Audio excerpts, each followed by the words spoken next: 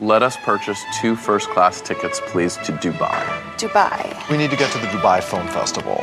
We've got a short sub-doc about the plight of the Iraqi people who live in Beverly Hills. Okay, well, I have one flight left out to Dubai.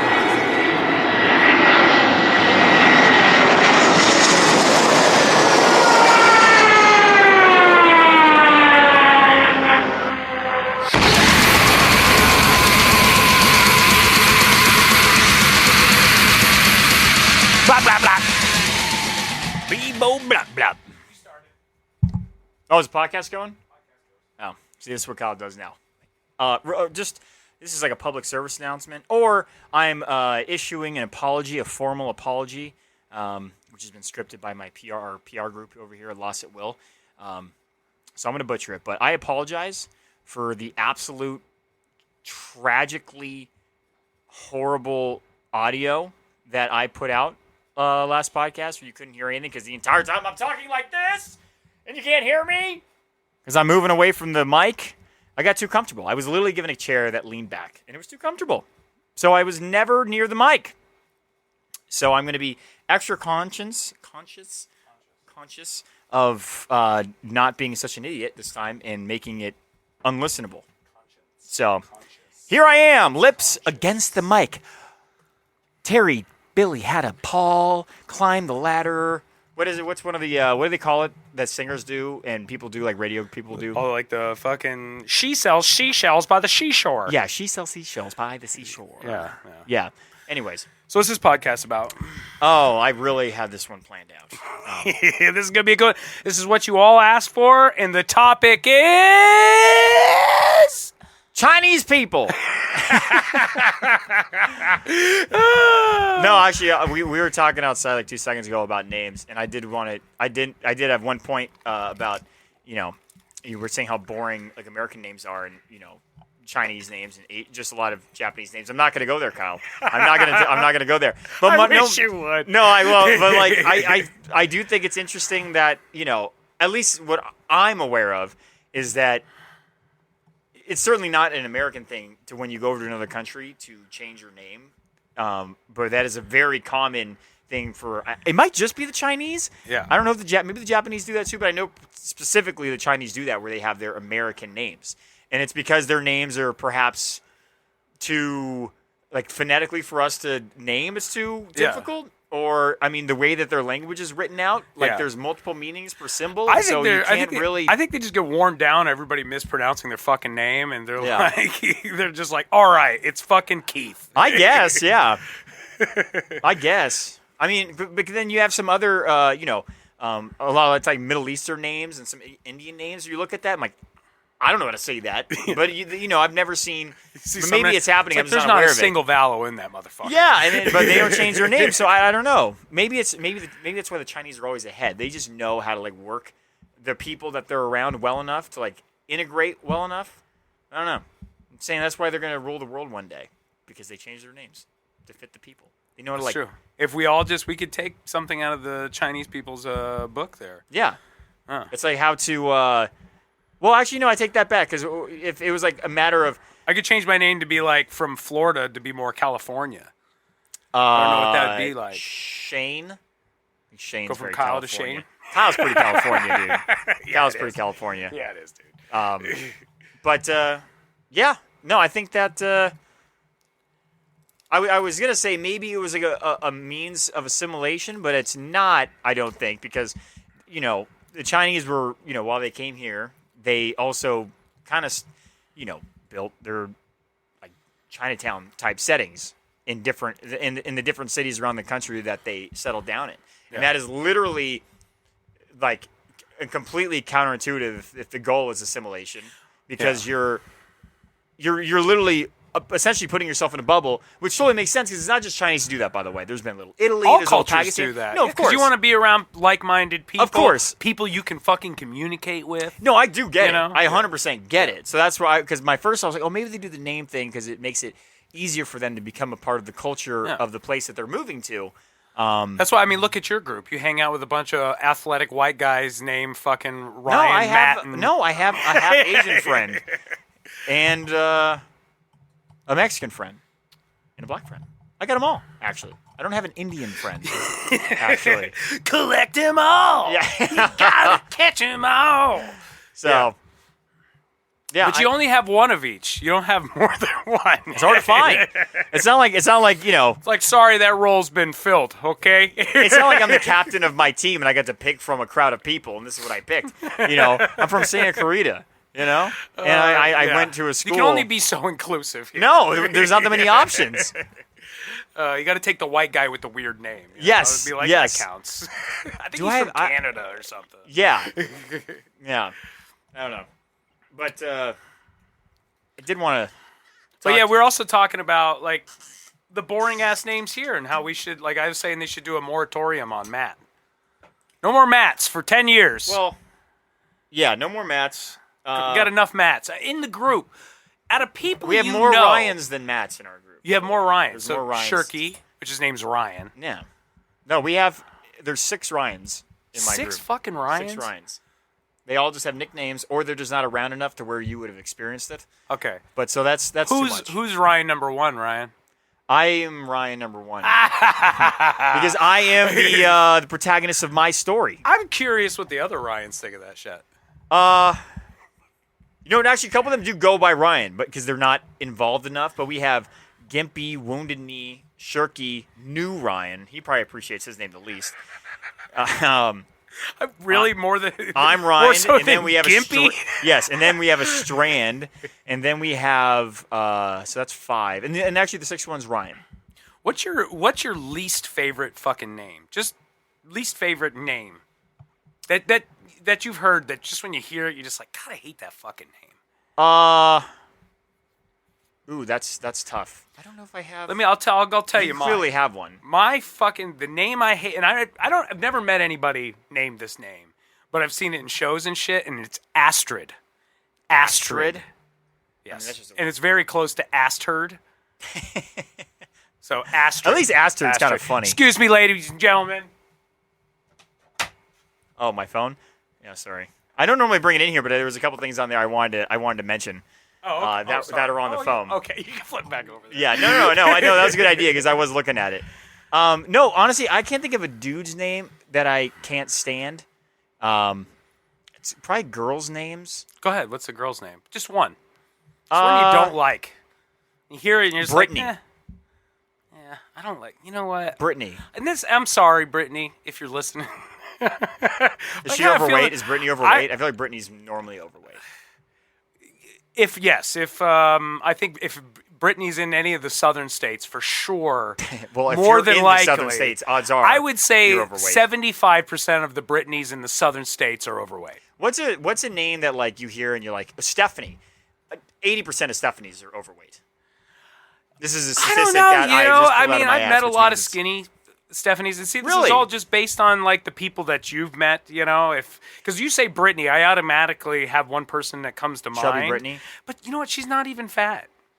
Well, I know a very tiny Brittany. I know a very tiny Stephanie. I just have known, I think. But you get that vibe. Yeah. Blonde, Yeah, where I'm like, it's almost like they were born into the wrong body. reckless. Like the Brittany I know and the Stephanie I know. I'm like, Does a lot of You're drugs. skinny, but I think you were supposed to be fat. So maybe they they wake up and they don't feel comfortable in their bodies. They're like, this doesn't feel right. But it's not so obvious as being like, for some people, you're a man and you Yeah. were born, you feel you should have been born a woman. But that's like nowadays, there's almost a clear-ish path to finding, when you have that discomfort. What is this that I'm not feeling that's right? Yeah. I don't know. This your is name. how people feel. It's your name. It could be the name, but I think that some people are born and they just don't realize that you're supposed to be fat.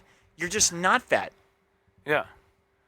And I think maybe this could be working to like what is that, the Noom therapy thing? It's supposed to like a cognitive approach, a therapy approach to like eating. Maybe that's a way people could lose weight if you change your name to a thinner person's chicken or name. the egg is Yeah, and you just you will the thinness into existence by changing your But name. you start with changing your name. But is it one of those things kind of like if you wanted to start transitioning, you just take the new gender on, you'd be like, all right, I want to be referred to as he or she. Mm-hmm. Do you think it is effective, the weight loss, this theory you have, grounded in absolute science, Bullshit, by the way? yeah. I mean, science, yes. Do you think that it would have any effectiveness, true effectiveness, if you were just to go with that route of being like, just call me Timothy, or what's a skinny person's name? See that I was just gonna go down that road, the skinny person's name. But just to kind of tie up what you were just saying, I think it would help because I've learned that kind of if you're making any changes, if you take this kind of like a big inconvenient step, like changing your fucking name, yes, for the purpose of losing weight, yes. So if you take this big complicated step, it then gives you more incentive to actually follow through. Almost, so I get what you're saying, and you know what? Yeah. This baseless science that we have right now. Yes. That does make sense though. Like if we really wanted to just pretend that the foundation of this is true at all, then that would make sense because it's almost as if like if you're just saying, call me this, call me Astrid. Yeah. I think that would just make you short and ugly, by the way. So that's a backfire. You think that's going to make you skinny. Next thing you know, you change your name and you're short and if your name's Astrid, your parents fucking suck. Yeah. So I think, if you just call me this, maybe it's not the true commitment. You're not balls deep or skinny feet deep or cankles deep into the commitment. You're just like, you may think that you're committed to this name change. It's going to, subconsciously change your body and make you skinny or fat if you want to be fat. You know, you could be a Stephanie. If I wanted to be. Yeah.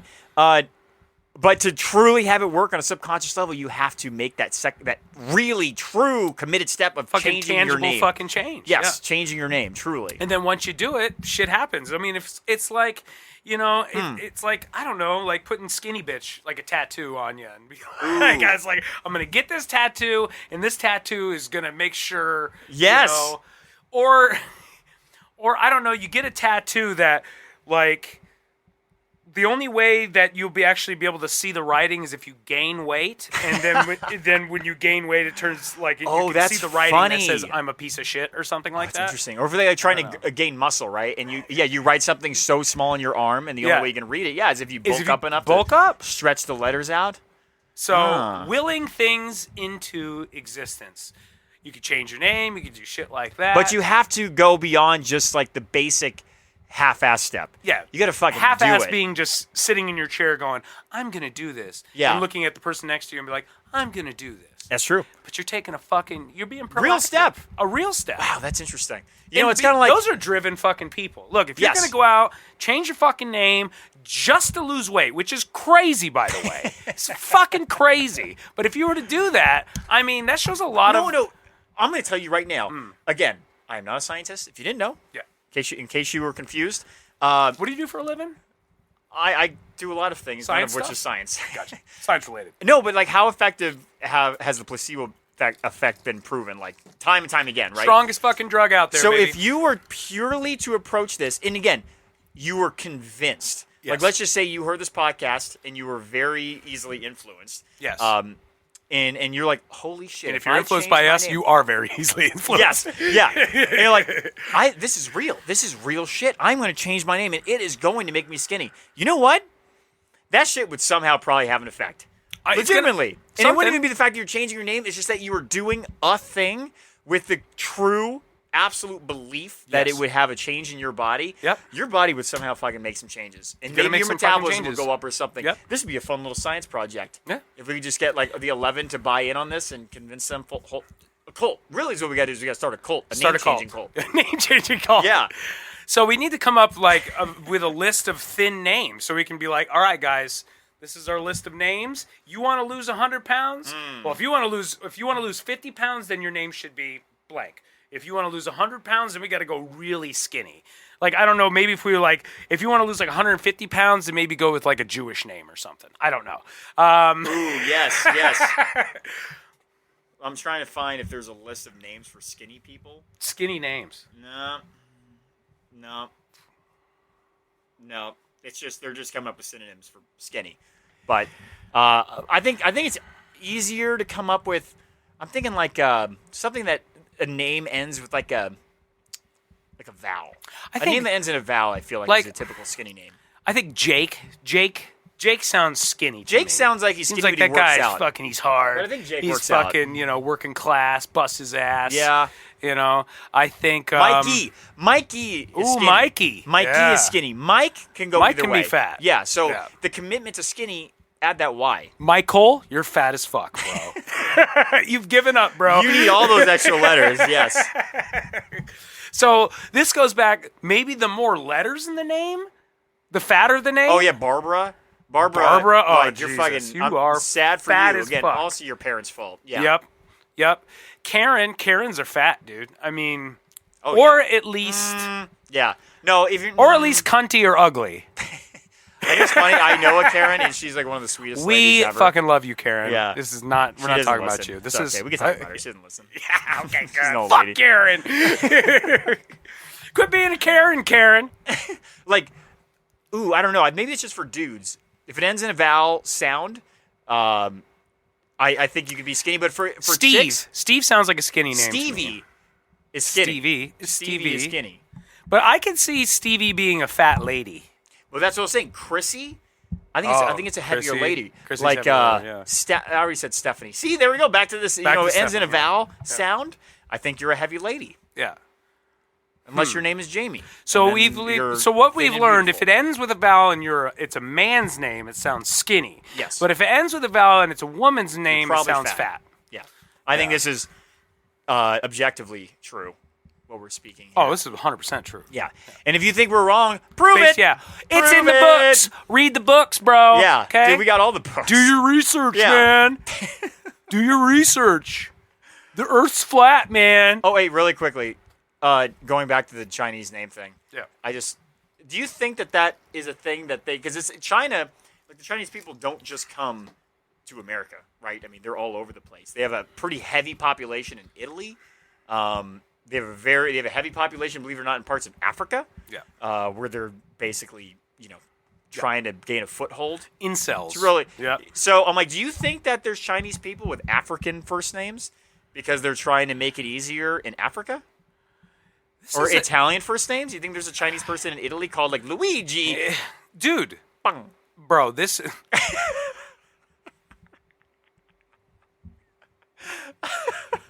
I want to sit in it for a second.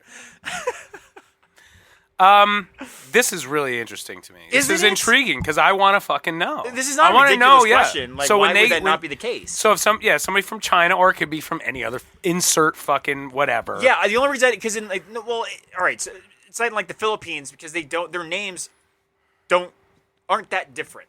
There's a lot of Filipinos who have like every person I know, they have just a name. I know another person with that name. A lot of their last names, they sound Spanish. So you don't that change isn't necessary. It's like,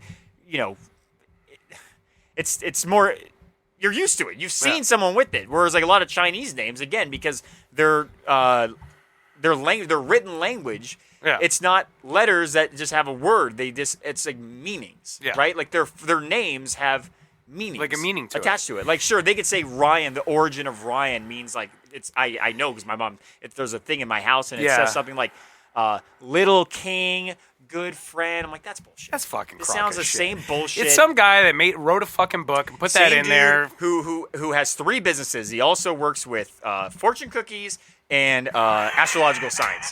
He's just making shit up because you never see on these things. I guarantee you go through the name list and they say the origin of the name. You never see like Jeff's garage. Jack, and the origin is dickhead, right? Yeah. You tell me now one name's origin is something bad. Yeah. Like Dick. Tell me the origin of Dick. That name exists. I know, but It's that's what I'm Richard. saying. There's no way that every name has a positive connotation. There's nothing negative. Sassy, assy, stinky, Yeah, and there's, man, all those words you just said, I'm sure is somebody's fucking name. Because I know a lot of people be naming their fucking, like, if you're a good parent, you name your kid Cartier or something kind of, like, expensive. Maybe Zales if you really want to go for it. But other people name their kids, like, fucking Pepsi and shit like that. Pepsi, maybe Dove, maybe Johnson & Johnson. Ooh, that's interesting. All right, here, I got something for you. Okay, do it. On the topic of names. Do it. This is not just a cultural thing. Well, I guess this sort of is. But I could not find a list for skinny or fat names. That's, I guess, again, this is our science, which is, based in something. The best science. Yeah, but there are the 20 whitest names and the 20 blackest names. Okay, okay. Which one do you want? The whitest or the blackest? I want the blackest, baby. I want to You hear wanna that read the shit. blackest Yeah. names? If You don't Shaniqua is Shaniqua, So you want black? Shaniqua don't live here no you want more. white than black or black than white? let's alternate. So does it go from? It's not going to be. Does I it don't go wanna from alternate. blackest to least blackest, and No. whitest to least No. whitest? No, but let me give you the 20 whitest girls' names. Okay, and let's then hear I'll give you the 20 whitest black girls' names. Okay, these are white girls' names. Okay, let's hear it. Molly, Amy, Claire, Emily, Katie, Madeline, which is funny because Jamie's sister's name is Madeline. Yeah. Caitlin, Fucking lies. Emma, Abigail, Carly, Jenna, Heather, Catherine, Caitlin with a K, Holly, Allison, Caitlin with a Why Y. are they putting fucking Caitlyn on Hannah the list and 100 Catherine. times? 20 blackest girl names. Imani, Ebony, Shanice, Aliyah, Precious, Nia, Deja, Diamond, Asia, Aliyah, with a Y, Jada, Tiara, Kiara, Jasmine, all different spellings. Can we settle on a fucking spelling for Jasmine? So different. So And I let gotta me say, black tell you- girls' names are way more fun. Exactly. Oh my First thing God. I noticed about that list of names is, the black names are fucking way cooler, and I would like to be named. I'd rather be named Precious Raven? than Amy. Fucking Raven What? is cool, That's dude. so Raven. I know. She got her own show. You know who's not going to get her own show? But you know where that comes from, though. I mean, because you got to look when a lot of the African American people, they have the names of the last name of the slave owner, or the plantation fucking owner. Yeah. And and then in the 30s and 40s and 50s and 60s, everybody wanted to change that fucking name, rightfully so. I would too. Yeah. So I think that's where people started getting creative in With this, the first this names? idea of just like, well, I'm creating my own name. What do I want to be called? No, that's what good. embodies me? Yeah. So now instead of having a parent naming a child, it's having somebody that is lived in their skin naming themselves. So I think, and you get these kind of like more interesting, more really relevant names. I mean, because what does Amy fucking mean to, like, Well, I mean, You know what I probably mean? as much as Shanice? I mean, I don't know. Deja. But deja vu. That's true. We're here Do you think again. her middle name's But fucking is Vu? But can you be Deja without the Vu? I think deja without the vu is classy. I think deja with the vu, not so Unless classy. if you named if the middle name was Vu. I don't think. I Deja, think is that too without the far? view. Okay. But deja is kind of a cool fucking name. I totally agree. Yeah. All right, let me give you the 20 whitest boy names. Okay. Jake, Connor, Tanner, Wyatt, Cody, Dustin, Luke, Jack, Scott, Logan, Cole, Lucas, Bradley, Jacob, Garrett, Dylan, Maxwell, Hunter, Brett, Colin. Now, Hunter, I like that name. I like that name. It's too. just fun. It's just fun. Cool. Your name Hunt isn't your first name. Dude, first That's off, kinda cool. can I see that list? Let me see that list real quick. So, I really like the male names. I like the male white names a lot more than I like the female white names. So Jake, Jake just sounds cool, man. I mean, it's just a cool name. Connor, I'm sorry, Connor. I don't like it. Tanner, that's a shitty No, fucking Tanner name. sucks. Oh Tanner my sucks. god, can we all agree on that? Yeah, no, Who I think that died. I think they had like a 7-year run, and Yeah, then from, like, but then 2002 the to problem is, There were 2007. too many Tanners out there, and Yeah. it was like, oh no. Tanner, Wyatt, come on, Wyatt Earp, bro, cool Dude, as fuck. you know what? That's a name that should make a comeback. Yeah, I like Wyatt. I've known people that named their kid Wyatt. I've always co-signed that name. Cody, I don't like it that much, but every Cody I've known has been a bit of a badass. I've liked the Codys I've met, but I don't want to like the name. Yeah. Something about the name I don't like, but I keep Yeah, me meeting too. Codys I do like. I I'm like, think- guys, need to meet one dick Maybe I was Cody. beat up by a Cody or something, Yeah, or I picked don't on know. by a Cody. Fuck you, Cody. And Dustin, I just don't like fucking Dustin is also a names dude that who, like, end with in. who was like barrel chested as a kid Yeah. because of genetics, but then got fat, and now Yeah. Dustin's just an asshole. Luke, I am your father. I mean, we like Yeah, it. Jack, everyone's- Jack I love- Daniels, love it. Logan, Wolverine, it's great. it. Lucas, George Lucas, come on. So you have Dylan, some 90210, connection to or a whatever TV the show or fuck. movie that Kyle likes. Yeah, You get the Maxwell, okay. Coffee. I mean, come on, bro. These are great names. Brett, suck my dick, Brett. I know a Brett, and he's wonderful, but I hate the name. Let's talk about Brett Michaels. I mean, it's two first name. And his fucking two first names, but the last one's plural. It's Brett and then Michaels. Oh, that's true. That's weird. That's weird. It is weird. And he's weird. Didn't he like almost die? Didn't he? He have, did. Like, a He major had some stroke and health he came back health and- issues. Yeah. But it seems like he's fine. All right. Well, since I got it, Now you got it. So you got to read off the black boys. so these names. are the 20 blackest boys' names. So let's see. I don't think I'm just taking a glance at it. I don't think I'm going to like it as the As much blackest female names. Yeah. But we've got Deshaun, DeAndre, Marcus, Darnell, Terrell, Malik, maybe? Malik. I think it's Malik Jackson. That's Malik? Yeah. Malik. Trayvon, Tyrone, Willie, Dominique, Demetrius, which is kind of cool. Dominique? Isn't that a chick's name? Dominique? I've only No. ever known of chicks named Dominique. No. I've actually known quite a bit of. Maybe this is because I'm from Florida, and I feel get like I've extra known weird a in lot Florida. of Dominiques. All right. Ronald, Jamal, Maurice, Jalen, Darius, Xavier. I mean, come Fuck on. yeah, Xavier's cool. and Bro, if Darius. you're Darius fucking- sounds cool as shit too. Yeah, and if your first name starts with an X, I mean, Yeah. dude, you're badass. Yeah. Okay. Terrence, suck my dick, Terrence. Andre and Daryl. I like Daryl because of Dimebag Daryl. I've known actually one black Daryl and one white Daryl. So I don't know. Yeah. So I mean, There's out a of, couple good ones in there. there's a couple good ones. I do not like Deshaun or DeAndre because it's like, why are we just lazy to throwing me. the duh No, in front of honestly, a name? that to me that's lazy. That's a lack of creativity. Lack of creativity. You're just taking a normal ass name and putting Yeah, a D in front. Yeah, of it. at least change it like Shanani or something. Shanuni. I The don't know. Shamalama Ding Dong. Yeah, that's why I'm not going to try to be creative with my kids' names. Yeah, Malik. I think that Malik Malik's sounds kinda fly. cool. I like Yeah. that. I like that. I feel like you're like Malik is a kind of sexy.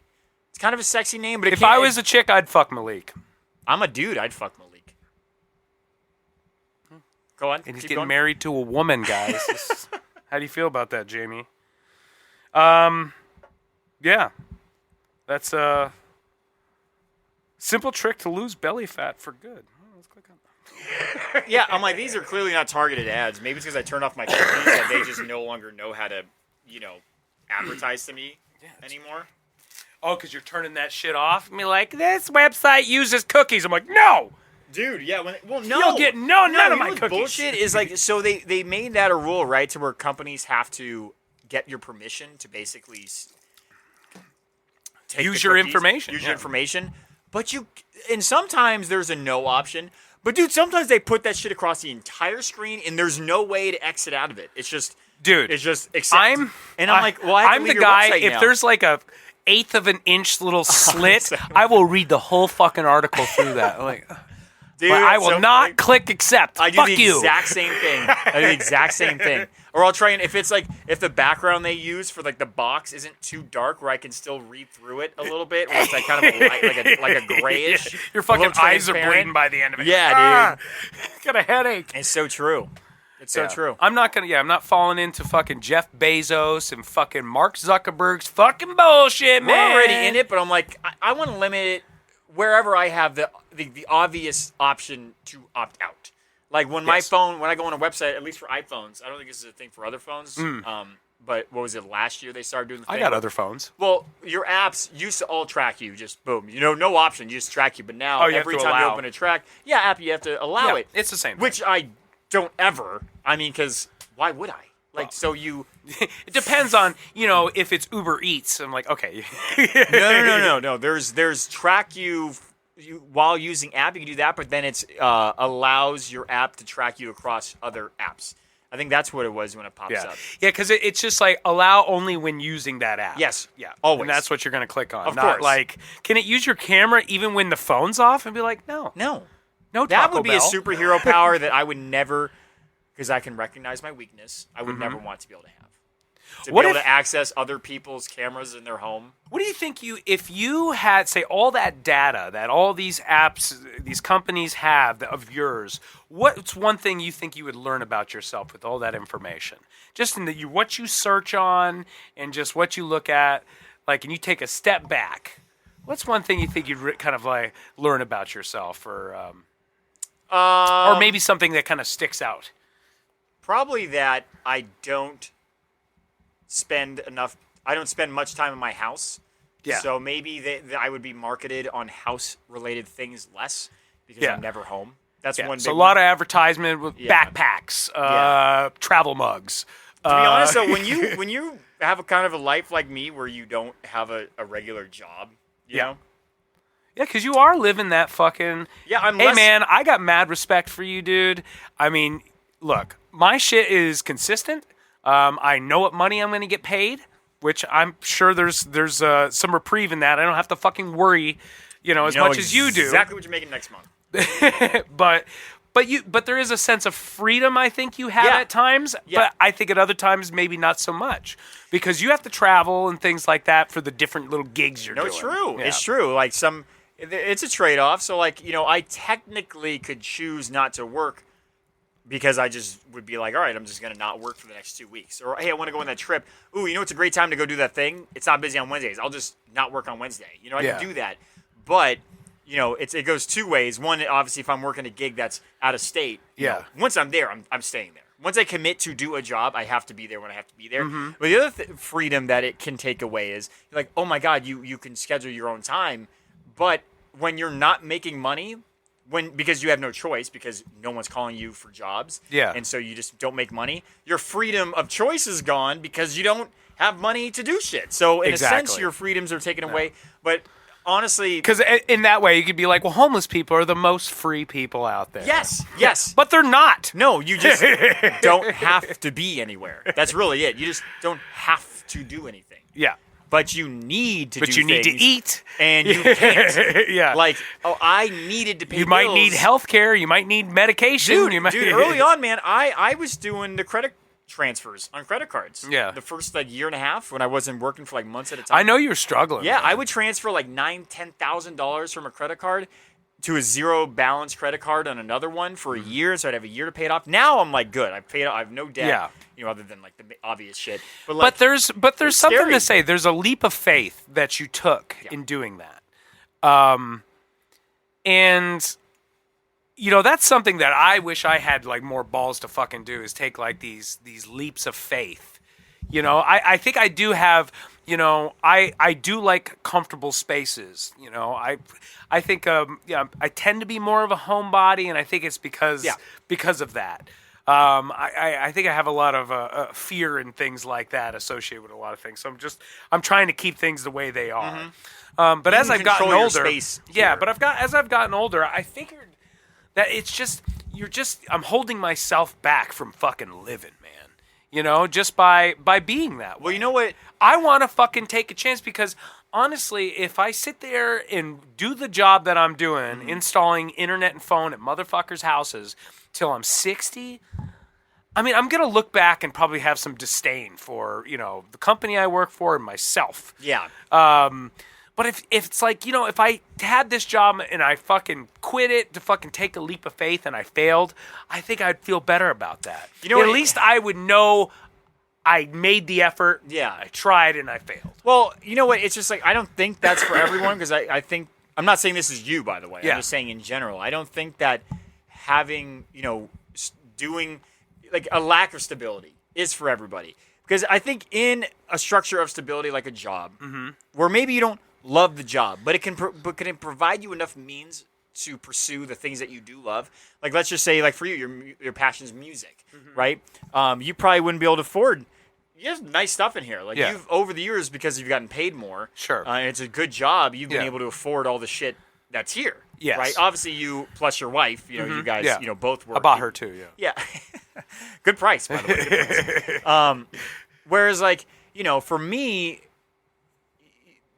I think if you go down that pursuit, it's like, what was my drive? So I didn't have. It was the work I was going to do was not the passion, obviously. Sure, right? but from the conversations I had with you, is you wanted to see, you were looking for what business has the least amount of overhead because I want to do it by myself. Yes. And I want to see if I'm capable. No, it's true. I mean, it's really a fucking an experiment. It really. I want to really go out was. there and I want to see if I fucking hit the ground running. Can I do it? You know what's funny? And you prove to yourself that you could. I brought this up to Jamie because, we when COVID started, we were taking sailing lessons. That was the whole thing. We wanted to get sailing certified. I wanted to eventually get my captain's license. Shit. Very white people. But and I'm like, I'd love to make a business out of that one day because that would be a passion thing. And I'm like, now that I've done what I've done here, where like I have a living, I pay all my bills, I save up a lot of money, doing something that I don't love, but I've the roadblocks and the pitfalls that will come. Yeah. It's not like you've gone through it and you know how to avoid them. No, they're just going to happen. You're going to have times where you make no money. It's going to suck. It's going to suck gas. Sure. But at least the fact that I know it's going to come and I know that I can overcome it. Like I told Jamie, like we can do this and we'll be okay. You just have to. You got to plan differently. Yeah. Because you already created the expectation that at some point shit's going to fail and I'm going to need something to fall back on. Yeah. So as long as right now, while you are making some money, you're putting money aside for when that happens, you'll be okay. Yeah. So it's just about managing your money a different way. Absolutely. You look at a lot of people I talk in the movie industry because you're essentially a contractor. Oh, absolutely. Yeah. And you might have a gig for, 6 months and then not have anything for another 6 months. Yeah.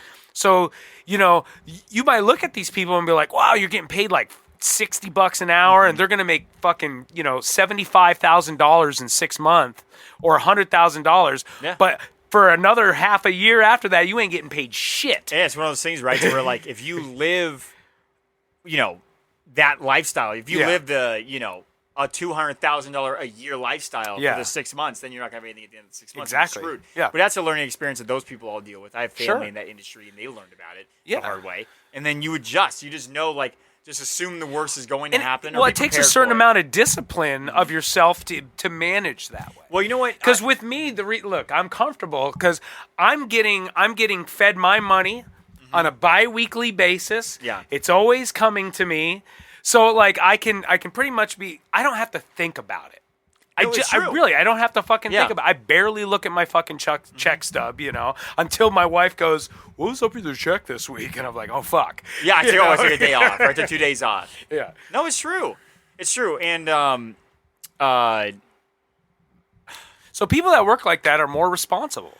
I would say if you're successful at it. Yeah, I was going to say I tend to be more responsible. When I was working up in San Diego, I met, the second in charge for the site I was at, the general contractor. He was the project manager, I think. They must not know you. Whatever he was. But he was telling me, he's like, oh, man, I'm starting an electrician's business with my buddy. And he's like, I'm nervous about doing it. I told him, like, dude, you just have to do it. And I told him, I said, just be aware. It's going to really suck. Yep. And there's going to be probably a significant chunk of time where you make no money. And it's going to be miserable. Like occasionally, for a long time. Yeah. But I said, I'm like, if you just can tough it out. If you are consistent. Yeah. And you really put all of your effort into it.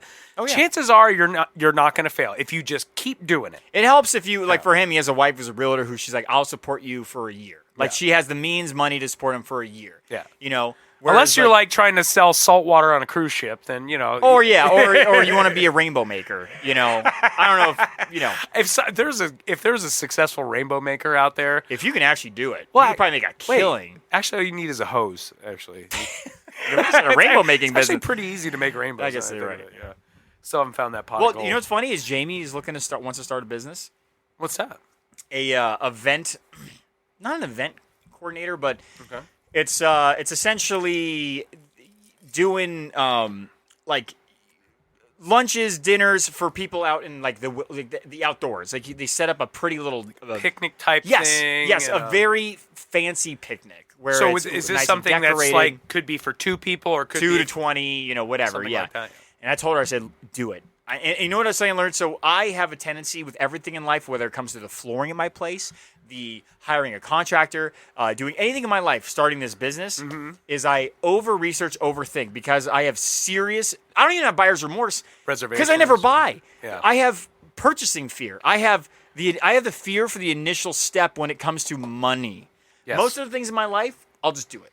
Because I don't have the fear for my health quite as much, which I probably should. But when it comes to my money, I'm very concerned and very nervous, and so that kept Well, me from starting my business for a long You time. take steps to worry about your health. You're proactively Yes. doing that. But So you like, I'm shouldn't willing really to take worry like about that. adventure risks that I don't think twice about. But when it comes to quitting AT&T, Yeah. or starting the window cleaning business, I remember I was like, oh, I need to get a business advisor. I found one through our community college, and I met with him every week.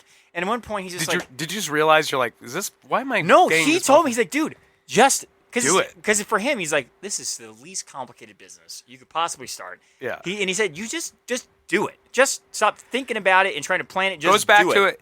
And the one last thing would be, persistence. Put your all into it and have confidence in yourself.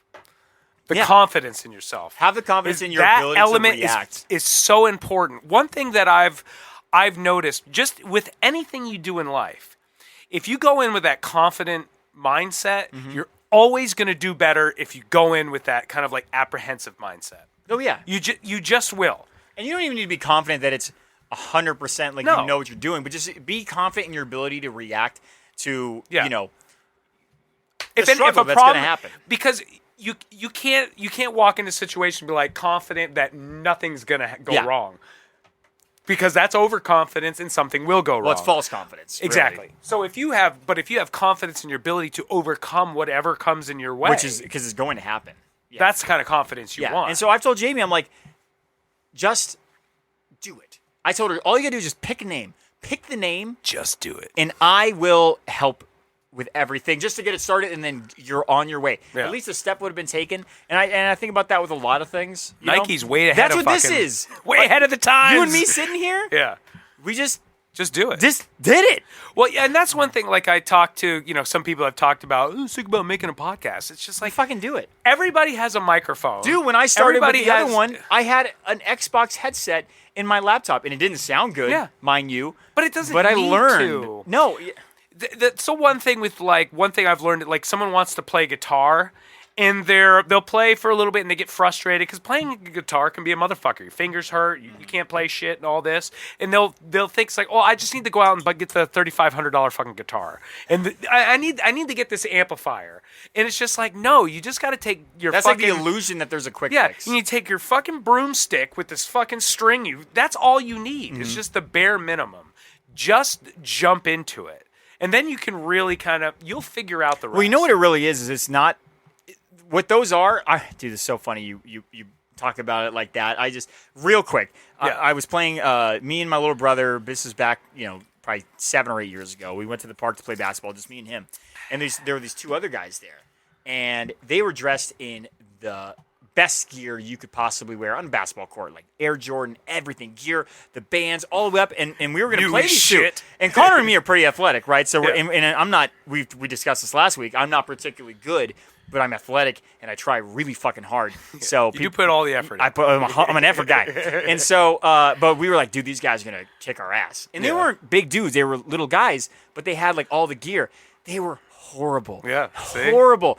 And you know what I realized? I'm like, that is, even if they didn't consciously do this, that was the quick fix. They're like, if I have all the best shit, it's almost like, am But I going they to get made a you leg think- up on the competition? They made you think for a second Hell yeah, that they had did. something. It doesn't take long to realize it was But bullshit. 20 though. seconds in, you're like, Yeah. Oh, they suck. Yeah. No, but it's the same thing, and it's just like, you're like Skechers all day, motherfucker. yeah.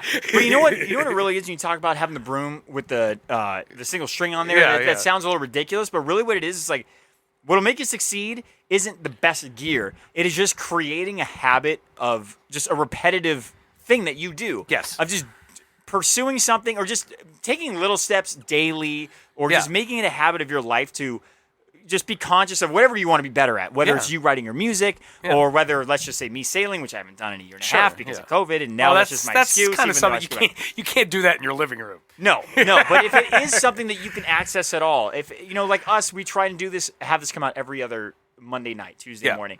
It's like it's becoming like we can't not. Like there isn't another option. It's just something that we're doing. Yes. And that extends to anything. So if someone's like, "Oh, I want to start," like we have friends who want to. Oh, we're gonna start a podcast. Like, well, fucking Do it. just do it. Yeah, what are you waiting for? Yeah, like we can try and find backers. Yeah. It's like ain't nobody gonna pay you. I know Colin and I have a lot of Yeah, advertisers. we got shit tons of money coming in. By the way, thanks for all the money. You know what we did? We basically were just trying to start something and have a passion behind it, and then maybe people feed off that, and maybe one day it'll turn into something. The thing is like I like doing this. Yes, for we one, enjoy because it. it's something that I get to hang out with my friend, and it's just fun. It's fun uploading a thing, and then maybe Seeing it online to where anyone could run maybe into Troy it. will listen to it. I mean, Troy will be the only one to guarantee listen to it. so, but it's it's just the idea that I am doing something, Yeah. and I can kind of like sit back and I can show it to people. Yeah. It's just cool to me. Absolutely, and and again, that extends to like Jamie wants to run this business. Like, buy a couple things, get the rugs, get a couple of vases. Have a, what's funny? I did this a long time ago. I'd always talked, and this is honestly what triggered my mind to this day. This is now how I am because of this conscious decision I made. Yeah, and it was traveling. I'm like, I always think about, because I did my Europe trip when I was younger. Yeah. And one of these things, I was like, I always want to travel, but I found myself making excuses. Oh, I don't have the right backpack. Or when it came to camping, I don't have, I can't. I can't because I don't have the gear. You realized what it really was. It wasn't that you didn't have the gear. You were just avoiding. I was making excuses. So I was like, all right. So one day I literally just sat down. I'm like, what is my excuse that I keep making for myself? I don't have a backpack to travel with. Yeah. So I at that moment I got online and I didn't need the best one. I spent $250 on a backpack. Boom. Yeah. Got a travel backpack. And then my next check, I went to the REI and I broke bought the ice, all my baby. gear. Yeah. I'm like, what I did was I removed excuses for myself and I didn't need to buy those things to do these things. Yeah. But I just knew that they were going to be constant excuses that I was making for myself. So I was almost in a battle with myself. I'm like, all right, what now? The excuses are gone. Sure. And when I did that, within 2 months, I had booked the Asia trip. Well, see, I that had was gone you. camping. That was you changing your name to a skinnier name. I mean, Yes. that was you. That was you taking the proactive I step. called myself Jimmy. But I mean, see, that's another thing though. So it's like people go, well, I'd lose weight, but I don't have a treadmill. Then they buy the treadmill and they use it once and then they never use it again. No, but I hear what you're saying. No, that's a good point. So I mean, it is similar to that. And not saying this is the thing that'll work every time, but I think removing your excuses, Whatever they are. yeah. But then because if you had the same excuses for 10 fucking years, that's your problem. Yeah, you know? and if you can come up with 100 excuses, like, it's going to get real expensive to start getting rid of those excuses. Yeah. Like, if you're like, oh, I can't work out because I don't have time, it's like, really? Do you not have time? Or do you prioritize watching 3 hours of TV at night to where you stay up so late that you're too tired to wake up early enough to go to the gym? Yeah. It's like, it's a matter of getting rid of excuses, but also setting priorities. It's for just yourself with interesting how anything. people make themselves believe their own fucking bullshit. Yeah. I mean, people they come up with these excuses and bullshit for themselves, but it's just like, it's not that. It's not that you don't have time, because exactly. No, you it's have. say what it is, because it's not time. It's I'm fucking exhausted and tired and don't want to do it. Yes. Okay? So then, because if you're mislabeling it going time, because you see the workouts be like, this only takes 15 minutes. But that's based on the precipice that it's time. But we all know that that's a crock of shit. Yeah. So how can you It's fix better than that? not doing How it. can you remove that barrier when you've created a fake? Yeah. That's not even true. No, it's a good point. The You're the battling barrier something for that doesn't you exist. is motivation. Yeah. That's the barrier you need to overcome, not time. So quit fucking lying to yourself. Well, because it's easier to blame something that's not Yes. within your control. Yes, exactly. So- So you got to be honest with yourself. Put it on yourself. Yeah. Honestly, This is why one of the reasons I appreciate you just in general Mm-hmm. is that you are very honest about yourself and the reasons you are the way you are, that you aren't the way that you aren't, all these kind of things, is that you're just honest. And I think that you've helped me become that way. Whereas like I try to be as self-critical as humanly possible. And I also think that it's part of it is a mindset of control, that you are in control of most of the shit. Now, there are things out of your control. But if you were to put the list together and look at the things that are truly out of your control and in your control, I almost guarantee you most of that shit's in some way in your control. Yes. And if There's you at believe least- you have control... There's at least some step you can take. Because, I mean, you can't control another human being. Of course. There's a lot of things that you can't control. It's like, you can't control the weather, Absolutely. But like you said, it's just about writing it down, going, this is stuff that I can change. And I really think that's right there is a big step. If you get to take pen and put it to fucking paper about shit, I don't know what some magic happens, baby. Well, you could make literally shit happen. Oh, when you write down like just goals whatever, or write down goals and things like that. You write down the grocery list, the groceries get in the fridge. Yeah. It's fucking magic, man. It's true. No, I truly believe, and I know this has become pretty widespread, I feel like, over the past like 3 or 4 years, which is this idea that so many things that affect people are out of their control, in which there are a lot of things. And this affects, race, gender, all types of things, station in life. Yeah. There are things out of your control. But in my opinion, if the focus for people, just in general, are on the things out of your control, it seems like a hopeless pursuit of whatever it is. Because if the focus is on the uncontrollable, where's your ability to overcome that? Yeah. If the focus, recognize what's out of your control. Yeah. Okay, recognize the biases and the inconveniences that are going to come that you have no control over. Sure. But if the focus in general, again, recognize the uncontrollable, but focus on what's in your control, at least that way you can provide someone with the hope that they can overcome, regardless of where they started off. Let's just say we don't need to get into whether it's, race or gender, but you could just go on to something about weight. Mm-hmm. Some people are born heavier. Some people are born, whether it's big bone or a slower metabolism. Thyroid issues. That is out of your control. Yeah. And let's just take away like the minority of who, can't, literally, it's some genetic issue where you just can't do anything about it. Yeah. But for most people, like, there's the considerable measure that is within your control. And if you know this for a fact, that is in my control, then you're like, all right, well, then I can do something about it. Yeah. Like, if I was to have anything in my life that I want to do or want to be better at, but I was like, well, I can't do anything about it. It's like, well, what the fuck's the point? Yeah. Well, it's just like, that's why the notion of there's no free will is such a terrifying notion. Fuck that. And that's... It's like we're all like pre-programmed. But here's the thing. We are programmed. We have programmed ourselves to a bit, and there's a lot of bad cycles. I'm sure everybody has some type of bad cycle that they're in, whether it's overeating, drinking too much. But that's a programming that you need to reprogram. Yeah. So there is these cycles, but you do have free will, and you just got to see whatever the steps are to. That's why I thought like the therapy approach to losing weight, because it is a fucking mindset. Yeah, no, absolutely. A lot of the time. Well, this is what we're talking about. Yeah, it's creating a mindset.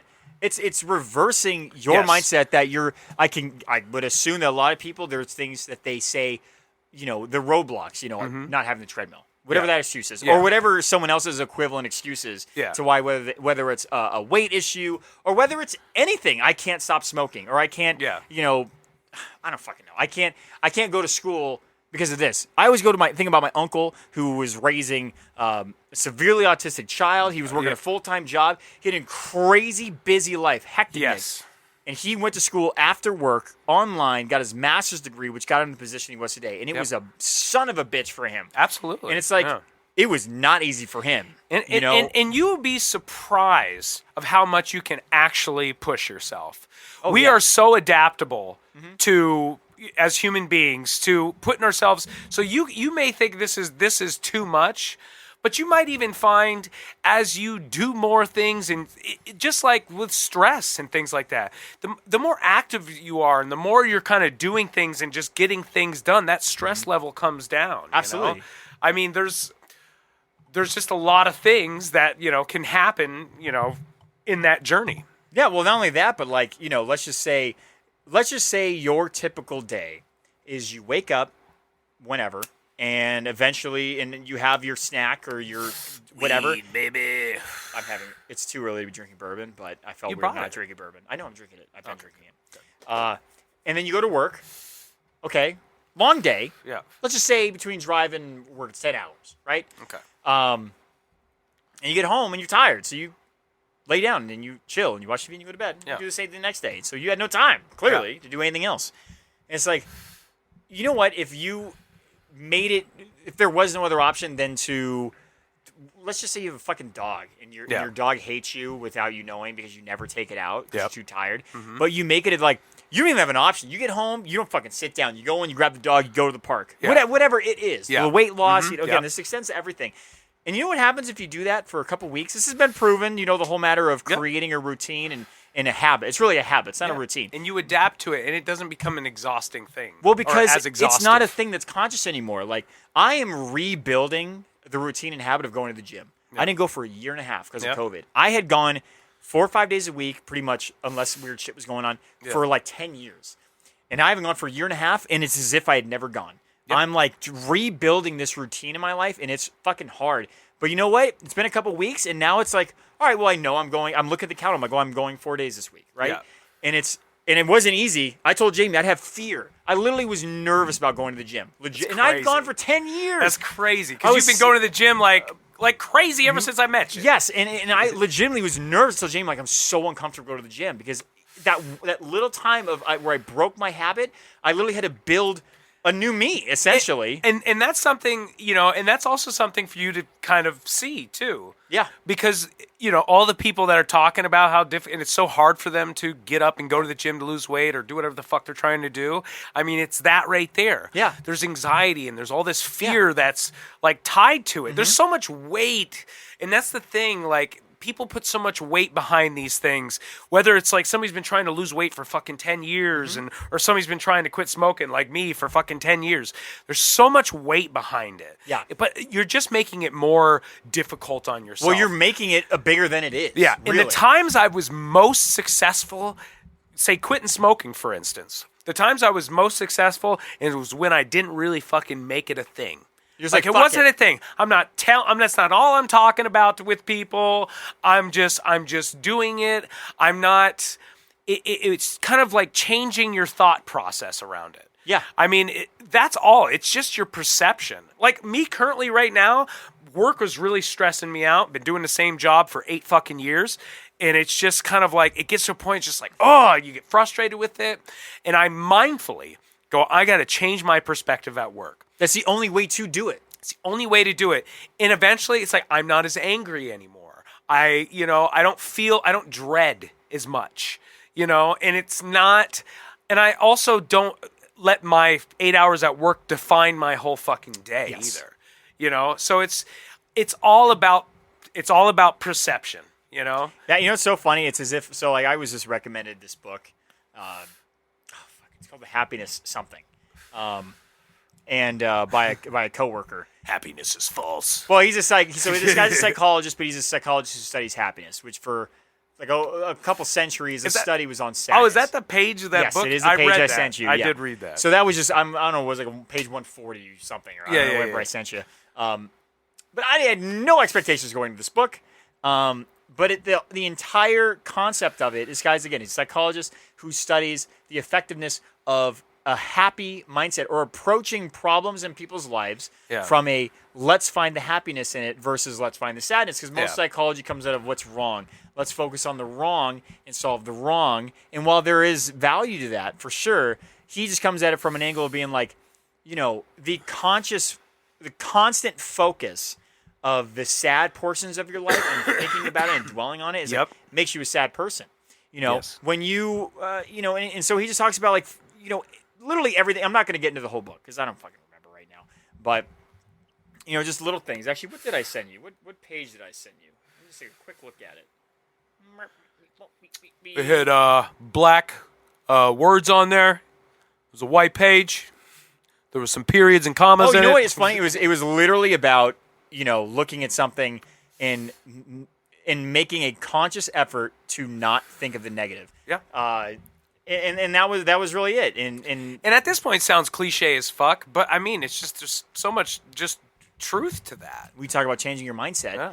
You're like, the alternative is not. And just it's not like be deliriously. It's like I'm happy. I'm so happy. Yeah. It's like no. It's just slightly tweaking your perspective where you're not sitting there just like beating all the negative shit. That's why they say it's like don't beat yourself up. Yeah. Because it's not going to fucking pull you out of your hole.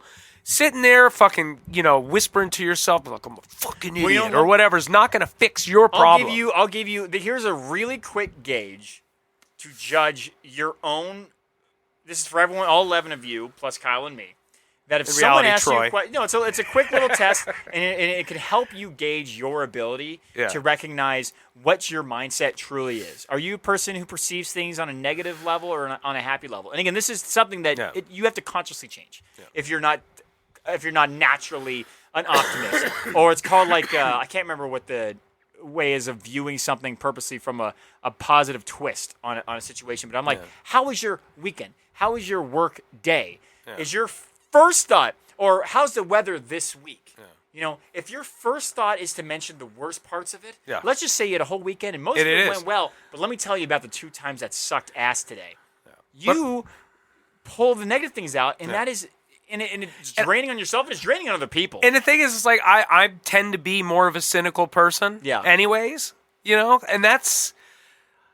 what I find myself doing is, I do focus on the negative, but I do try to inject humor. You spin everything in a very comedic way, though. So there's more humor, and that's in probably my negative way moments. of coping. But it's still doing the negative shit because even though that I'm being cynical,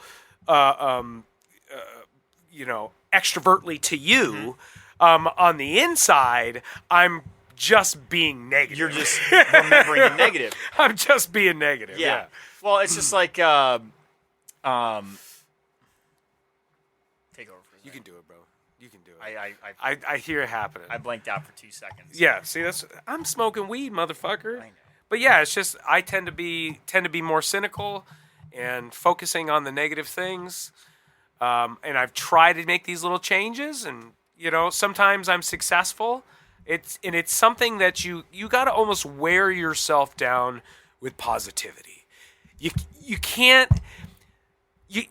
and you got to be consistent. Yeah, and again, it's a Just- conscious effort. You think negative things all the time, just try to be like, no, but this was positive. And as much as that even seems so counterintuitive to you, And it probably is because you probably think you're well, it is you're because you being a little programmed fake at yourself first. Yeah. to think negative all the fucking time. Yeah.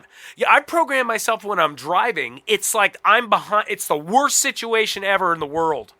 But I'm not. It's not. Everybody's going to speed limit. But I'm just... Now every time I get in a car and I'm driving in this fucking city, I'm like that. So you got to do it slowly and slowly. So the thing that I noticed with work, it probably maybe took about 6 what months. What did you do?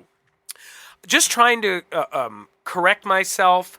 I've also, things like this. On my lunch break, I would try to do something positive that made me happy, which would usually entail me going to a comic book store and buying comic books or magic cards. But just kind of, in one thing I did say to you earlier about basically not letting my work day define my day is a big part of that. I would have this view of my day of just like Monday work, Tuesday work, Wednesday off. What do I do on Wednesday? But now I'm kind of like, what do I do on Monday? What do I do on Tuesday? I can do whatever I want after 4:30. I would have a tendency to just go, this day is only work. So all I would do is go to work, So you only see bitch 2 all days day of the about week work. that work doesn't define it. 2 Yeah. days, and then the pressure's on you. So now take value out of that day. So now what I want my life to be is defined by 2 days out of the week, right? And that means if you don't do something powerful or interesting or unique or different those days, then you fucking wasted.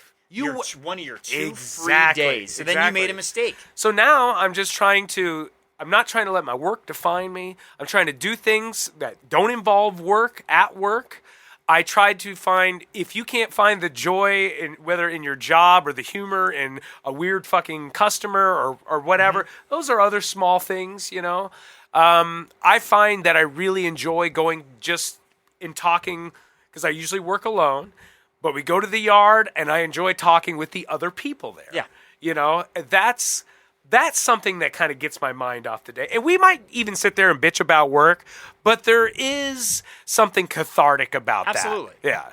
About just kind of venting that it's just a little bit different, than normal. Well, there's a difference between again, how's your day? And then it is, because I'll tell you right now, I have almost like I have a horrible internal reaction, like an adverse reaction to when I ask someone how their day is, and this isn't the joke that we make about you asking a complete stranger. I'm talking about asking like a friend, how was your day? Yeah. Now, if they want to tell me about something bad that happened in their day, I'm here for them. But if every single story is negative, I literally, it makes Josh me Carter. almost feel sick inside. We knew a guy. His name was Josh motherfucking Carter. They called him Black Cloud. Yeah, I have people in my life who if I ask them a question, dude, come to work and be like, "Oh man, I had this breakfast burrito this morning. It tastes pretty good." Yeah. One positive fucking thing, man. I took a Something. dump. Felt great. I'm like, nothing good ever. I'm like, we have the same job. We statistically, the odds are you're gonna have a good That day. motherfucker had eventually. it didn't seem like he grew up in a healthy household. His fucking best friend was his sister, died. And then he had another family member die. It was kind of like a series of just shitty moments. No, of course. Then his health seemed like it was going down the toilet, too. It was, but I could almost guarantee you a lot of his responses to the tragedies probably did not help his health. Even though he had some natural issues, stuff like that. With but me, he didn't take care of himself. There were some things in his control, and he acted like every single negative thing in his life, every single thing was out of his control. And I know people like that. It's also not. I think that's normal though, and it's also okay for people that are going through shit to fucking let yourself feel like shit. Of course. Let yourself be like, you know what? I'm just going to sit here and fucking, in my bedroom with a fucking bag of Cheetos for 3 days and watch fucking reality TV. That's what the fuck I want to do. Yeah. And I think it's important to allow yourself that. Sure. And allow yourself to... I probably go too far the opposite direction. Just feel like shit.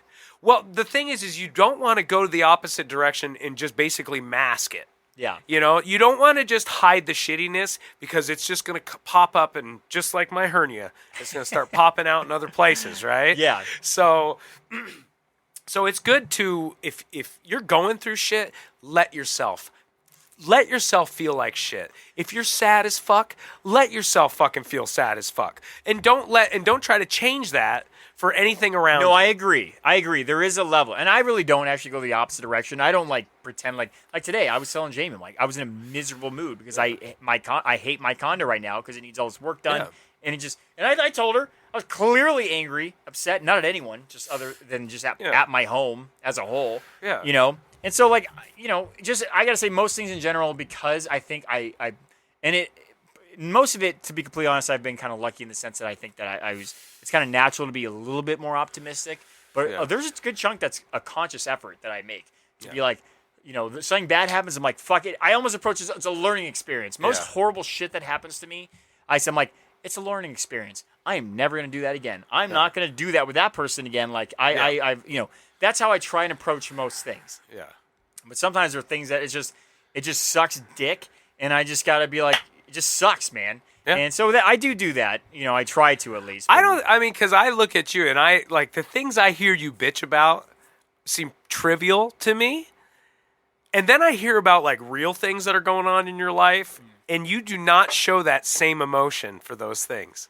Because I feel like the real shit, I think you move that emotion to something else, and then you'll just walk in your kitchen and be like, "There's fucking cabinets." You know what? No, because you know what I've learned, honestly. Because you caught me at a time in my life where I was starting to learn more. Yeah. And you helped me early on with some of my family issues. Talking me through stuff. But you know what I learned, and which brought me a lot of it doesn't make the pain or the struggle go away, but what it does is it relieves some of the stress. Is again identifying what is in my control and what is not in my control. Yeah. Some of the stuff with my family, most of it, completely out of my control. Yeah.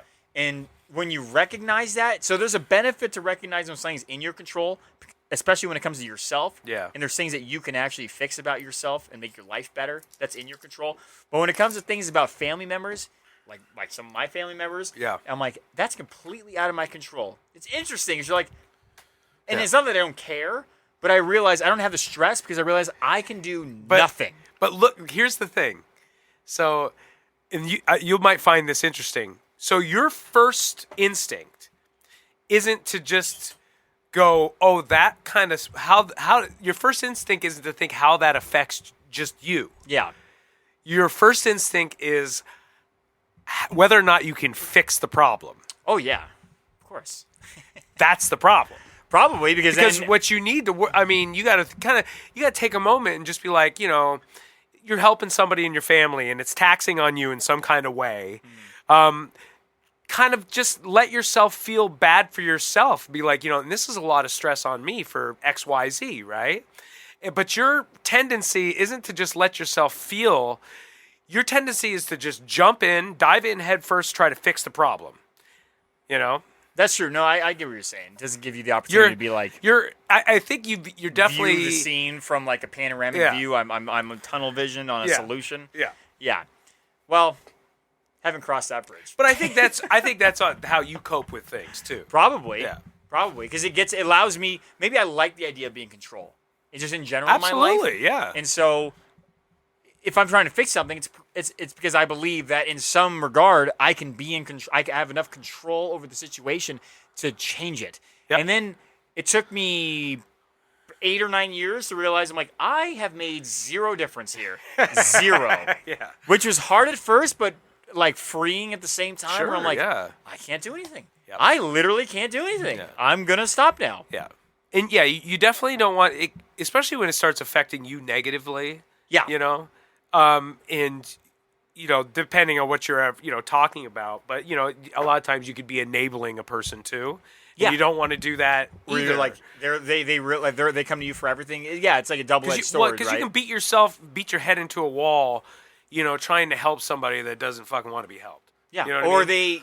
they give the impression they want to be helped, but then you keep helping, and then you realize that they're just They're completely just relying emotional on your help. vampires. Yeah. Yeah, which if you listen to any motivational speakers, if you read any books I haven't read any self-help books in my life. I've listened to motivational speakers. Are you fucking serious? No, I don't know if I have. I listen to a lot of stuff. What?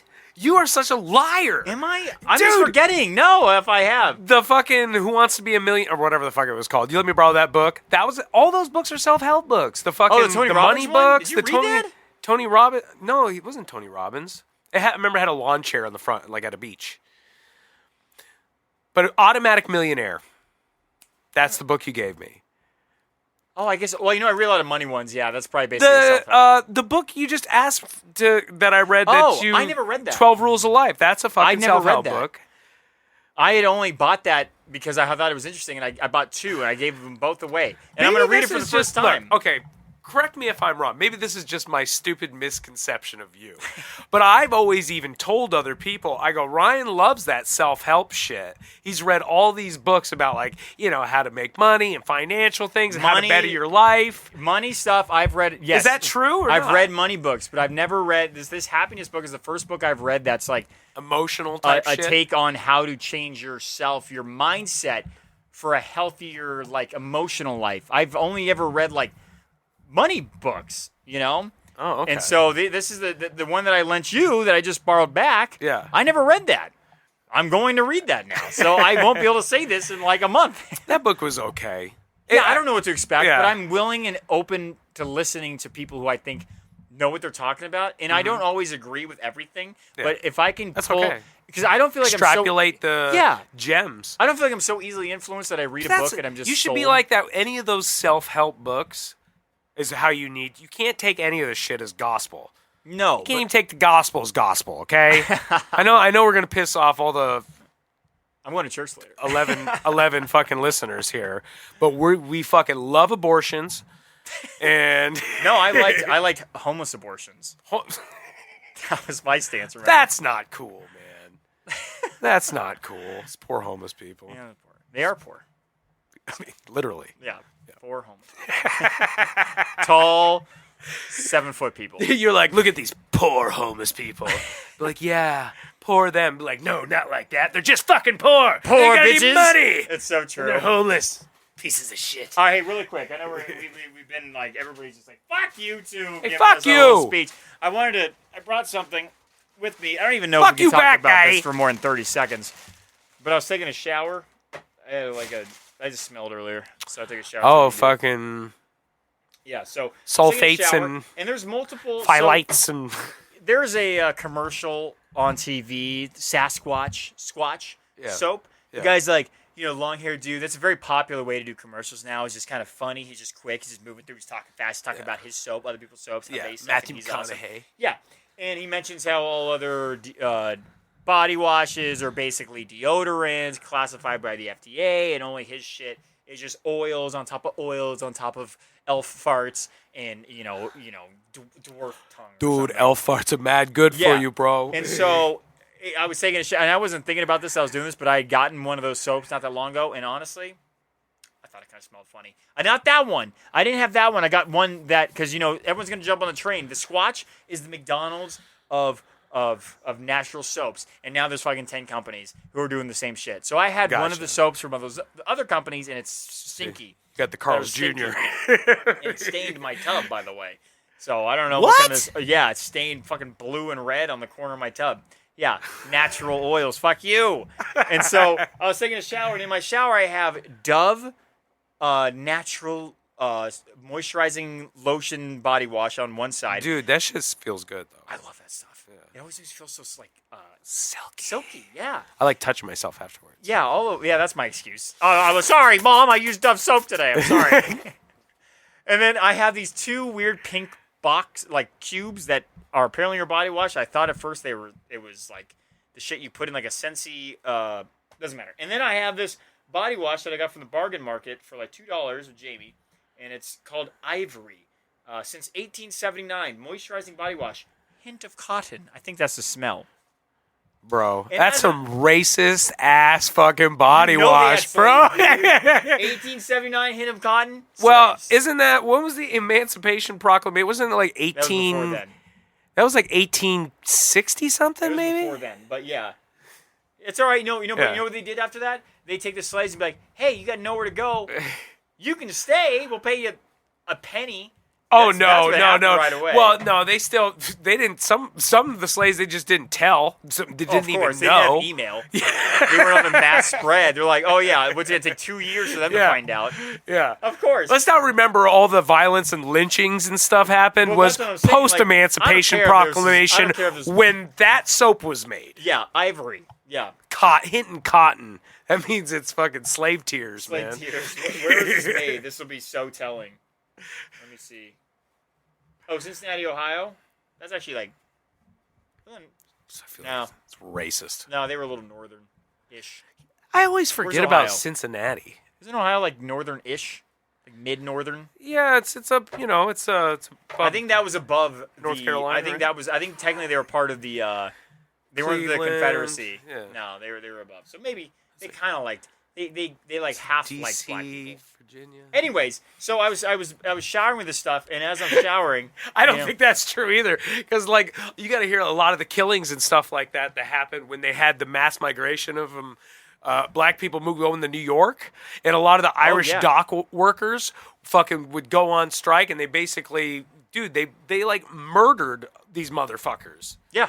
Crazy. Yeah. No, anyways, I'm not saying that. And that was Union, bro. It wasn't like black and white, like you literally cross the border of the Confederacy. It's like, no more racism. Be like, we like you here. Yeah, no, that's not how it was. It was just like, it just was a little different. Yeah, here's the soap. So I'm washing myself with slave tears. With slave tears. And it says, at Ivory, we believe in using pure and purposeful ingredients to make products you will love and trust. Over 140 years ago, we created a soap that was 99.44% pure, and we haven't lost touch with where we came from. Hint of cotton scent. So that is what is read at the top of the soap. And I said, 99.44% pure. I'm still bathing myself. Let me look down at the ingredients. This must be the 0.56% they tell me about. Yeah, let's hear them ingredients. Let's see if I can even say these. Water, that's probably... How about you do a couple, and then I'll do a couple. Okay, how about line by line? I'll do the top line. You get what? Water and... No, there's 3 things here. Okay, let's hear that shit. Water, sodium tridecther sulfate petroleum. Do you got to do it in a fucking accent? Yeah. Okay, petroleum. Sodium chloride, cocamipropyl betaine, Tridecthit number 3, fragrant sodium benzoate, sodium. salicylate, guahydroxypropyloponium, Chloride xanthan gum, which is in like all food. Citric acid, sodium. I know about that xanthums. Second from the bottom. hydroxyglycerol oleate, disodium. And I don't know if it's supposed to be just EDTA or that's a word. Edta. That's a name. That's a name for sure. Arceliates C10-30 alkyl acrylate cross polymer. Let me see that. I'm like, where? I'm reading this as I'm bathing myself, and I'm like, where is the pure? So this is my one theory. The only way that I can give Slave Tears credit. So 99 point. So this, look, all that tells me is that this is 99.44% Water. It's just fucking That's water. exactly what I thought. It's the only way. Otherwise, that's false advertising. Yeah, otherwise, as soon as we get to sodium, the second ingredient, sodium tridicative sulfate, or whatever the Honestly, fuck. I don't know how to pronounce that that shit. it makes sense why it was $1.87. Because it's a bottle of water with a squirt of. $1.87? It was at the bargain country market, which typically no anything wonder there this means shit. that the company went out of business and they sold their stock off to the Bro, bargain and country really, market. you're gonna go fucking since 1879 with hint of cotton? First off, Why isn't there cotton in the Where have ingredients? you ever seen any scented anything that with cotton smell? I see fresh linen, maybe. Okay, yeah, I was gonna say fresh. I get linen. fresh linen is Fresh cotton, laundry? but at least have the decency to call it fresh linen scented. Hint of fresh linen. What does that even mean?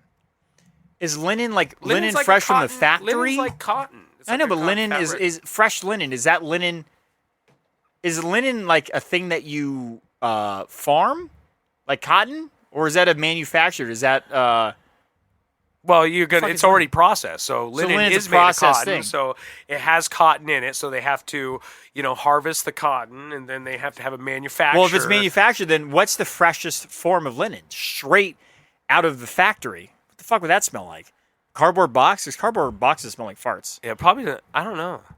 Like, I want to go to a goddamn cotton Linen factory. like where they make the fucking. I'm talking top notch cotton fucking. Well, that's what I'm saying. Shits. The freshest linen should be literally as soon as it exits, like the vaginal canal. which is like whatever machine squishes all this stuff together. Yeah, I want to smell that. That's shit. fresh. I want to fucking smell that shit. Yeah. And I want to compare the smell to ivory since 1879. Slave tears. Slave tears. Protects sensitive skin from dryness. Let me. It actually smells okay. It's not that strong. This smells so regular schmegular. Fuck this shit. Free of dyes, parabens, and see, there's that. What's that fucking other shit in there? phthalates or whatever the fuck it's called. Again, we Phthalates. may just not realize it that all that crazy shit we just named is actually like natural derivatives of plant oil or something. That shit all sounds like it was made in a lab.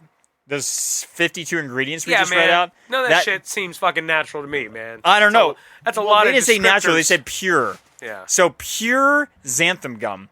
They did not say natural. They said pure. But there's 4.66% fucking of shit they can throw in there. I know. What's that other So it's little probably bit? all that. Yeah, It's probably you're right. just all that fucking shit. Yeah. It's just, technically, yeah, it is 9. And who the fuck says that? It's fucking 99 per fucking 95. That is too specific to not like be able to show me like some graph that came out of. Honestly, most of these is probably the main ingredient is just water, and it's mostly fucking water. You know what I mean? Probably. Yeah, it's just, it's the advertising bullshit. It's just like you can have a statistic that will, prove anything. Yeah, but sometimes statistics will be like 2 and 3, which there's variable in that, right? There's like point something something. Yeah. They broke it down to the second decimal point. Like Yeah, that's a for real. very, very specific. Yeah. You know. I don't All right. like it. I feel like they could have just rounded this shit. I really quickly did want to talk to you about something. Let me see. Where is it? Ryan, oh you yes. wanted to talk about something with me? No, because I brought this up to someone recently. There was I think it was a sign. Oh, it was down the road. It's not a new business. There's one in Stevenson Ranch right now, and they're opening up a new one in Valencia, and it's 5 and Below. 5 and Below store. You know what that is? Bro, yeah, I Great bought place to buy a tees. Rocco's Modern Life T-shirt from there. there. You go. Great place to buy tees because they're fine, right? Yeah, and they're they're fine. cool. They're like Target style, fun, cartoony tees. Yeah. For $5. Everything there is $5. But I'm like, that's such a horrible business plan. I would never in a million years. Let's just say 5 and Below became a public option to invest in. Yeah. That is a stock that will maybe go up for like a second, but that's always going to go downhill. Because inevitably, you are branding everything $5 and below. You told me at no point, it's just guaranteed that over the next 20 years, your profits will just slowly decline forever until you literally can't make anything for $5.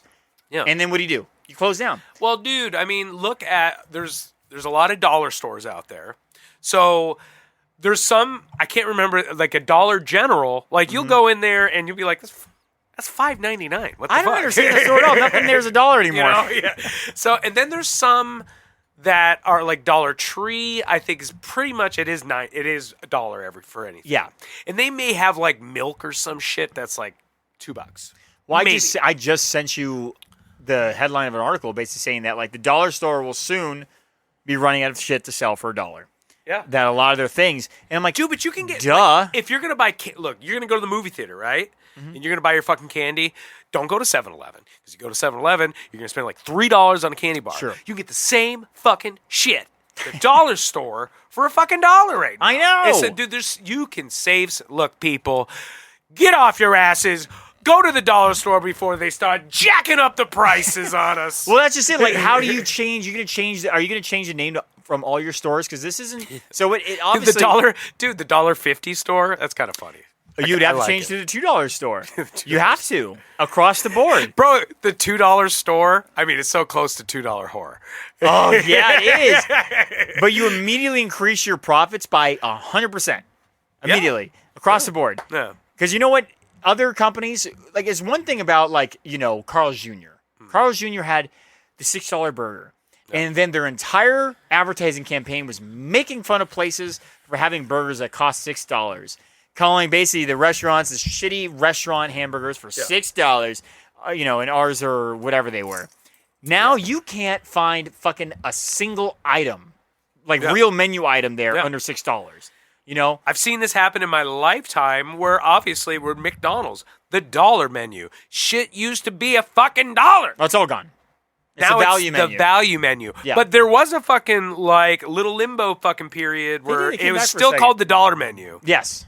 And it was still Yeah. fucking more than $1. They still make some cheap food, but like it is not. So it's so funny. I looked up a statistic with Jamie the other day because she was talking about like poor people, like they're in bad health because their access to food is bad, and that a lot of it's fast food. I looked it up, and the statistics around fast food is actually the largest percentage of people who purchase fast food. It actually goes high income people eat the most fast food, and then medium, and then low income.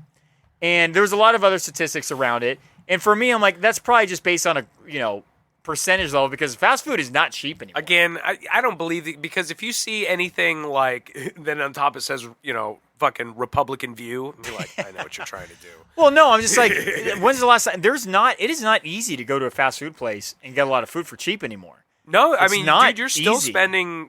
spending money. I mean, yeah, It's not what it used to be. There's certain look. Let me tell you, there's a couple places. So I'm gonna say the cheapest fast food place in town. I'm gonna say 1, 2, 3, go, and we're gonna say it at the same time. 1, 2, 3, go. Burger Del King. Taco. No. Oh, wait. Del Taco all day, dude. Oh, 99 cents for... Bro, they got like a fucking 79-cent goddamn cheese rice burrito or some shit. Is on that Taco there. Bell? Isn't No, Taco it's Del Bell have the Taco, 79, 89, 99 menu? No, fucking Taco Bell's expensive, bro. I don't think you're getting shit for $1 on there. I don't think that's right. Maybe I'm wrong. Regardless, I don't eat at Taco Bell. No. I've never in my life had a very positive experience. with Taco This Bell. advertisement goes out to L&L Hawaiian Barbecue, motherfuckers. Yum. Because that place right there, cheap as shit. So I ordered a burger and fucking gravy fries. So it's one of those white styrofoam containers, right? And they fill it up with fries and pour fucking gravy all over them. And I got a fucking burger. So the burger was $3.50. The fries were great. $2.99. That's a good deal. That's a good deal. I mean, I'm like, these motherfuckers are feeding the fucking community, man. I'm like, because as a family, you can go, because they do like whole chickens and shit. I'm like, you go in there, man, you can feed your whole fucking family for fucking real cheap. Vallarta, that's another place. Vallarta, yeah. You get the big old thing. Actually, I think they charge white people more money in Vallarta. Because I've gone there, man, and something I was like, God damn, man, it's fucking expensive as shit. Getting the fresh Really? tortillas and the rice and sometimes. That's never my experience. I remember I went there. I was like, oh, I'm gonna get steaks. Vallarta's just on the way. I'll go there, and they had like a set of steaks, and it was like $2 a steak. It's like, how bad could it be? Really bad. A $2 steak. You can't season that enough. No, $2 steak. You just got to cook that shit low and slow for a long. Put that shit in a crock pot. Yes, or you just cut it up and put it in a thing. You don't eat it as a steak. Instapot, bro. Instapot. Have you done that shit? Is that this thing that you do Let here? me tell you. Let me tell you, people. This fucking Instapot air fryer shit. It's all it's cracked up to be. It's Well, I fucking bet shit. you no one here's even heard of it, so they don't even know what the cracked up is. What? You're saying it's all it's cracked up to be. No one even. I bet you most people haven't even heard of it. An Instapot?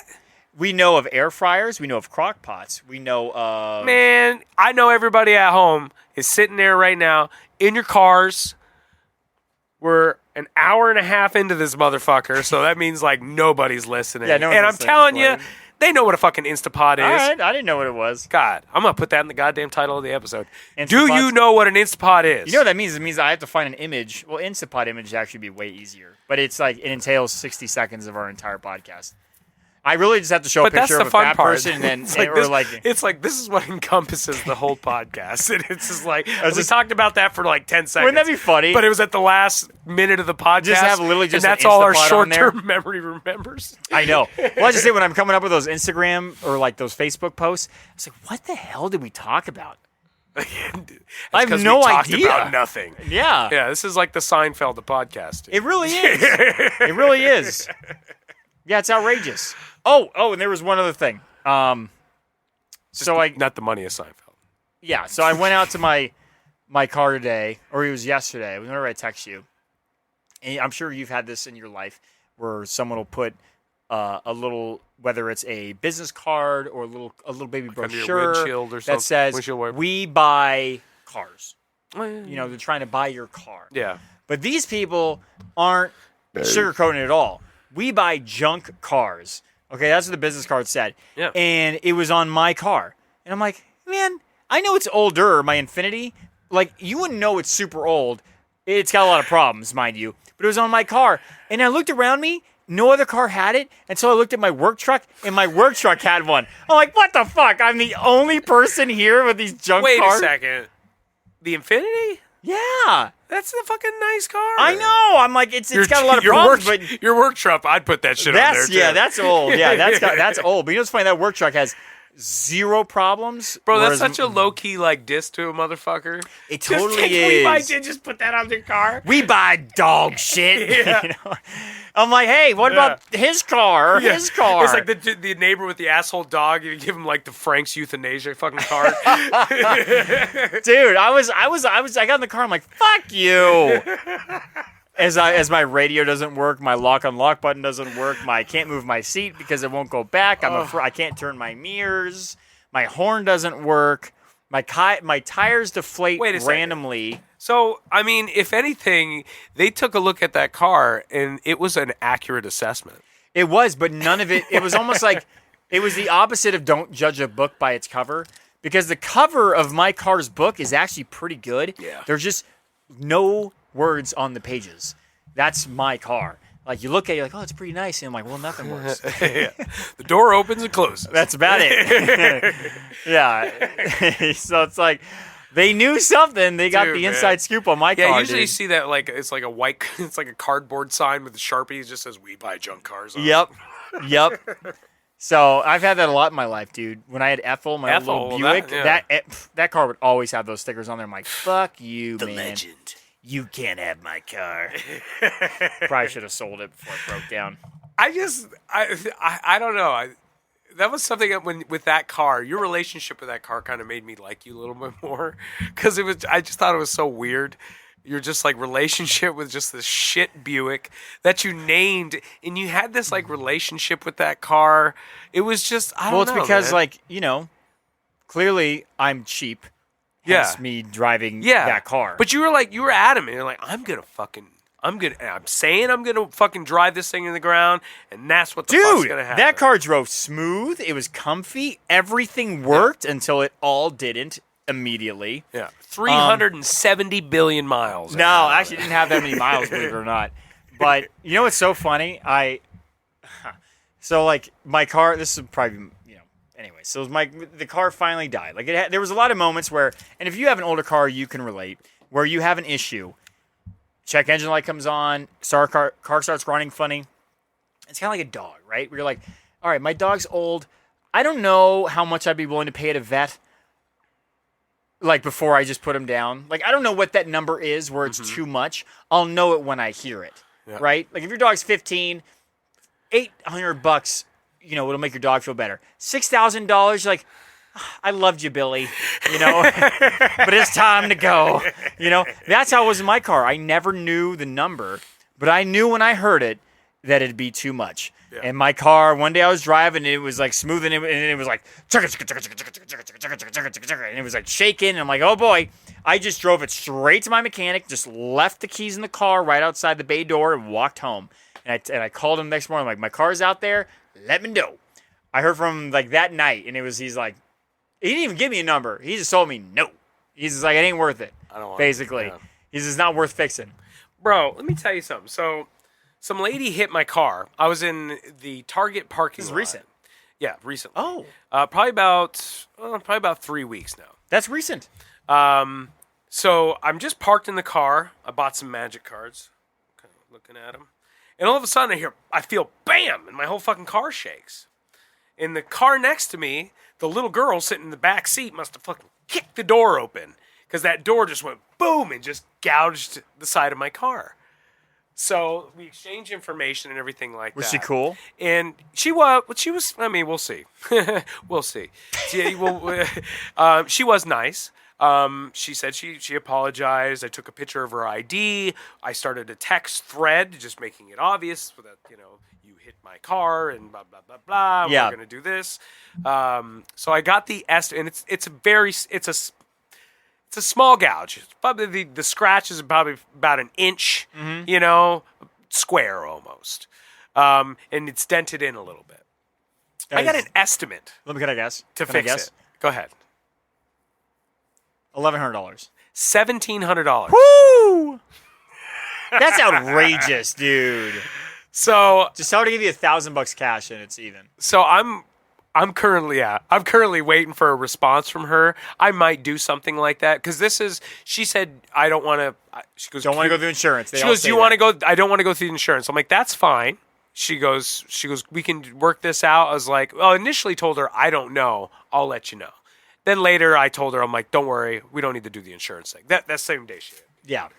So I texted her the amount today. I'm just waiting for her to respond. Maybe she go, hey, maybe can we see something cheaper, something like that? Because I might talk with my wife and just be like, look, maybe we just tell her to give us $1,000 and just call it a day. $1,000. I found a guy who could do it for $1,000. Yeah. And I just fucking take the money and then take the dig when I try to sell this car. Yeah. Which is going to be soon. I'm going to trade that card in. And that's the only reason I'm really going this way, because I told Chantel, I was like, maybe I'm just going to do it, make this a watch. Chantel's my wife, by the way.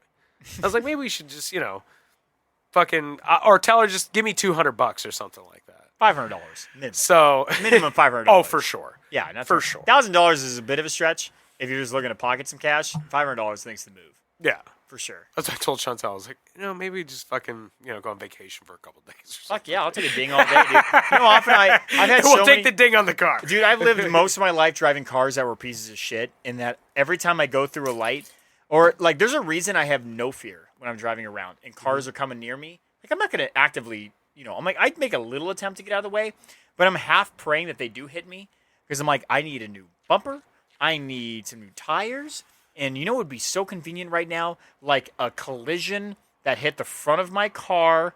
Maybe didn't total it, but did enough damage where they would have to pay for a bunch of repairs. That's how I've lived almost my entire life with cars. So you've had that opportunity. Yeah. Where it's a very minor damage, and you're like, but you're not going to fix it because it's just cosmetic, Well, no, she wants to pay the whole amount and do it. I'll go through with it. You would have to at that point. Yeah. I think. If she does that. Yeah. But I'm just waiting for her to. You have a window of time right now, though, before that happens, because she would want to write the check to the place to where you can say, well, I don't know what you could say, because then you're kind of like, isn't that illegal? Is there anything illegal here? No, but if you were to say, you're like, look, it's $700 to fix it, or just give me $500 and I won't say anything. Isn't that extortion? Extortion? No. That's an agreement. You hit my fucking car. So right now, as the car said, if I try to trade it in, that's going to affect the value of the car. So I'm going to take that hit regardless because her kid kicked that door open. Yeah. Do you think she beat her kid? Maybe she didn't hit her kid. After she got $1,700, she might have hit her kid. She was a nice lady, and her little kid's like, I didn't open the door that fast, or whatever she said. But I was just like, honestly, in the moment, I was almost about to be like, just give me $200, we'll call it a day. Which I bet she wish I would have done something like that now. But I know. So I'm gonna see what she says. I mean, it's because I sent her the amount, and she goes, thanks, I'll get back to you. And I'm like, she didn't open up the PDF yet. Oh, yeah. Did you send it that way? She's probably going to... I sent the whole fucking report. Tells you what every cent's going to labor. She's probably going to find out, like, does it make more sense for me to just go through my insurance company, or...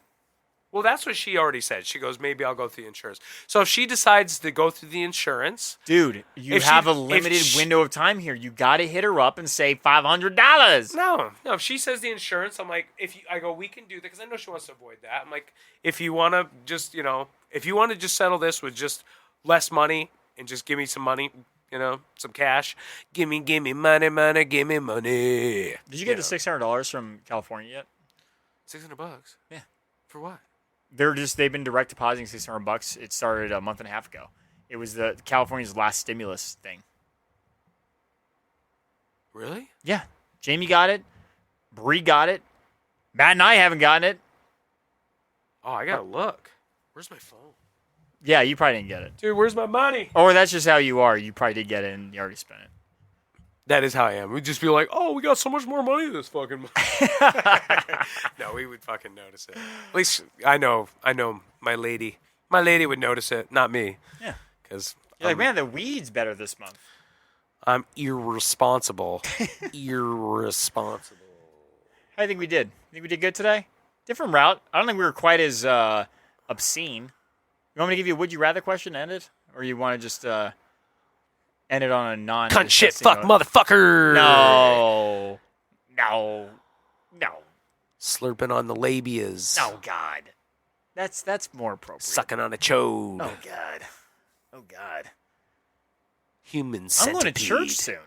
Believe it or not. You gonna suck some assholes in church? No. What do you do? Oh, the Dodgers are playing right now. Let's see what the score is. No. Stop. I have to know. No, this isn't what this is. Oh, they're down 2-0. Oh. In the first inning. I don't care. That was disgusting. I don't care. That was the worst part of this. I'm cutting that fucking part out. This is going to be dead space where that just happened. Don't it? I'm not looking. I'm gonna tell Dude, you it's what. the first time I brought my phone in here. I did it purely because I needed to look at information. But now sounds like excuses. Sounds like you need to remove the excuses. My handyman texted me. Just because you announce it doesn't make it 6:15 okay. I got my second handyman coming to give me a quote.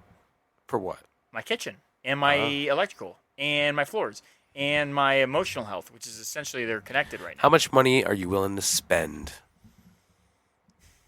If I could do all my flooring, my kitchen, and my electrical for $15,000. You're fucking crazy. You think that's too low? Fuck yeah. You're gonna get what are you gonna do? Granite? Quartz? Granite, wood floors. Not wood floors, vinyl, plank. I'm going to try and install half of it myself. Oh, okay. It's reasonable. Yeah, I mean, you can make magic happen. Yeah. I'm excited. You need a fucking update, man. I do need an update. Yeah. My place is disgusting. I hate it so much. Well, I think that's pretty good, bud. Yeah. All right. Well, hey, U11. Again, we should be doing this at the beginning, but we started the podcast early on. Will you stop not caring about us? If you care about us at all, leave a mother effing Apple Podcast review. For the love of God. Yeah, you leave pieces a of review. shits. It helps. Yeah. And then share. You know what it is? You know what really would help? Is just share this shit with your friends. You are the ones who are the ball lickers. You have all the power. We really have no power. We do everything I can. I put it out there on Facebook. Yeah. I put it out there on Instagram. I go boop, boop, boop, Yeah, boop. I upload it. That shit Kyle takes uploads me it. like fucking 25 minutes. Yeah. So will you have a heart and maybe not any of the podcasts, doesn't really matter. Will you just tell a couple friends about it? Yeah. Just share it with people. Just send it. Quit being a Share it with stupid ass someone. little bitch Say, hey, and man, fucking share it, bro. give my buddy's podcast a listen. You might like it. That's how this shit grassroots, motherfucker. Suck my dick. Okay. All right. Good luck. Love you. Love you, man. Love you, Kyle.